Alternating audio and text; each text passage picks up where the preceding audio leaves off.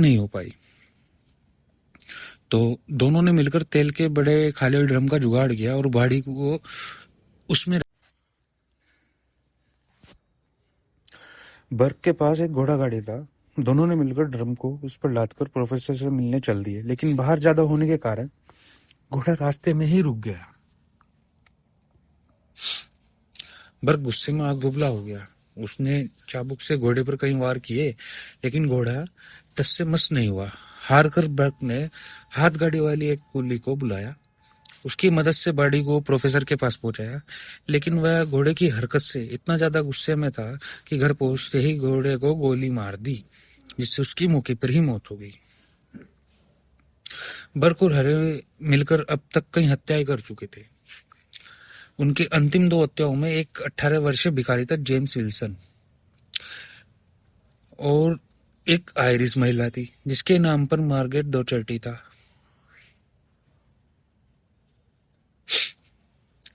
ये James Wilson एक जाना माना व्यक्ति था। वह एक टांग से विकलांग था और कुछ मानसिक रूप से कमजोर भी।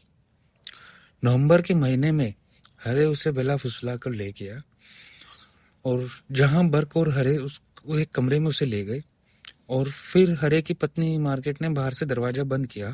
विल्सन को विस्की पिलाई, लेकिन उसे विस्की पसंद नहीं आई, इसलिए उसने थोड़ी ही पी। उसके बाद दोनों ने मिलकर उस पर हमला कर दिया। कुछ देर के उठा पटक के बाद बर्क और हरे कामयाब हो गए। अब विल्सन की बॉडी को लेकर प्रोफेसर नॉक्स के पास पहुंच गए। वहां पर नॉक्स के कुछ छात्र विल्सन को पहचान गए। उन्होंने प्रोफेसर को उसके बारे में बताया, लेकिन प्रोफेसर ने साफ मना कर दिया कि यह व्यक्ति विल्सन नहीं है।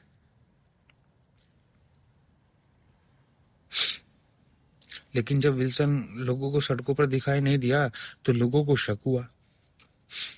मौके की नजाकत को प्रोफेसर नॉक्स भाप गए। उन्होंने विल्सन के पैर और सर को धड़ से अलग कर दिया ताकि कोई उसे पहचान न सके। बर्क और हरे के अंतिम शिकार मार्गरेट डॉचर्टी नाम की एक आयरिश महिला थी, जिसे बर्क यह कहकर अपने कमरे में लाया था कि वह जिस जगह की रहने वाली है वह है ही वहीं की उसकी माँ भी रहने वाली थी। डॉचर्टी को अपने कमरे पर बुलाने से पहले उसने बगल में रहने वाले 2 किराएदार येन और जेम्स ग्रे को यह कहकर हरे के यहाँ भेज दिया कि आज उसके रिश्तेदार आने वाले हैं। डॉचर्टी घर पर आई तो बर्क और उसकी बीवी ने उसका स्वागत किया और सब मिलकर शराब पीने लगे। कुछ देर बाद शराब खत्म हो गई तो बर्क डॉचर्टी को अपनी बीवी के पास छोड़कर बाहर शराब लेने चला गया। वास्तव में वह शराब लेने नहीं गया था, बल्कि वह हरे को बुलाने के लिए गया था। हरे के आने के बाद दोनों ने मिलकर उसकी हत्या कर दी और उसकी लाश को बेड के नीचे छिपा दिया। अगले दिन जब येन और ग्रे कमरे पर आए तो बर्क और उसकी पत्नी उस कमरे में उन्हें जाने से रोक रहे थे जहां उन्होंने लाश को छुपा रखा था। जब उन्हें कुछ शक हुआ तो जबरदस्ती कमरे में दाखिल हुए और बेड के नीचे देखा तो लाश मिली हुई। तब दोनों ने पुलिस के पास जाने लगे तो उन्हें 10 पाउंड का लालच दिया, लेकिन उन्होंने यह रिश्वत को ठुकरा दिया और पुलिस को पूरी बात बताई। और पुलिस ने जब जांच शुरू करी तो आए तो उससे पहले ही बर्क और हरे ने डॉचर्टी की जब पुलिस जांच करने के लिए आई तो बर्क और हरे ने क्या किया कि वो लाश वहां से हटा दी, लेकिन पुलिस के हाथ डॉचर्टी का खून लिपटा कपड़ा मिला। लेकिन पुलिस के हाथ डॉचर्टी का जो है पुलिस के हाथ खून से जो लिपटा हुआ कपड़ा था वो मिल गया। पुलिस ने बर्क और हरे समेत उनकी पत्नियों को गिरफ्तार कर लिया। जांच शुरू कर दी।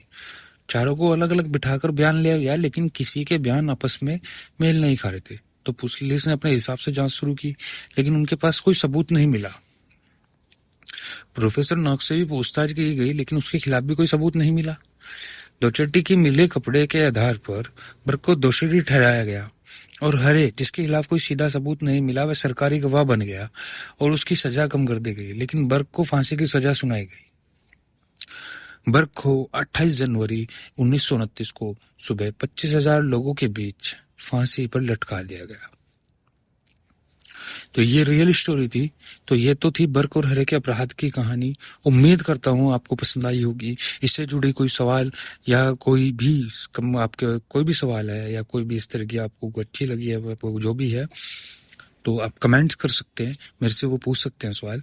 और ये रियल स्टोरी भी है, ये बहुत पुराना केस था, सन 1800 के लगभग का केस था। तो मेरे को लगा कि क्यों ना आपको पुराने केस सुनाया जाए।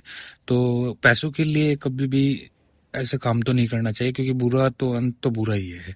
तो यदि आपको ये स्टोरी अच्छी लगी और आपको बढ़िया ऐसे ही मैं एक स्टोरी हर बार हर वीकली एक स्टोरी आपके लिए लेकर आता रहूँ, आपको मनोरंजन कर सकूँ, तो बिल्कुल सपोर्ट कीजिएगा मेरे चैनल को और चैनल को सब्सक्राइब कीजिएगा, जैसे कि जो भी मैं कोई स्टोरी लेगा उसकी नोटिफिकेशन आपको तुरंत मिले। और यदि मेरी कुछ वीडियो में या कुछ भी आपको लगता है कि मुझे यहाँ पर कोई फीडबैक देना चाहें आप, तो दे सकते हैं बिल्कुल बेशक। तो आज के लिए इतना ही, अलविदा मेरे दोस्तों, लव यू, बाय, सत श्री अकाल, राम राम, राधे राधे, जय श्री राम।